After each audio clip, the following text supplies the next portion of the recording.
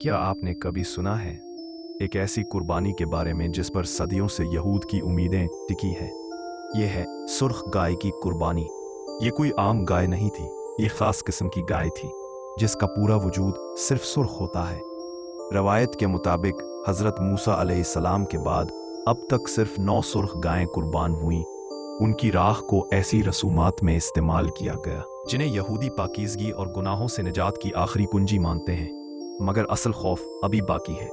यहूदी अकीदे के मुताबिक 10वां सुर्ख गाय उस वक्त कुर्बान होगी जब यरूशलेम में तीसरा हैकल दोबारा तामीर होगा, और इस लम्हे के फौरन बाद एक ऐसा राज खुलेगा जिसने दुनिया को सदियों से हिला कर रखा है, क्योंकि वो समझते हैं तीसरे हैकल की तामीर के साथ ही दज्जाल का ज़हूर होगा। अब सवाल ये है, क्या वाकई सुर्ख गाय मौजूद है? क्या तीसरा हैकल जल्द बनने वाला है? क्या दज्जाल का ज़हूर करीब है?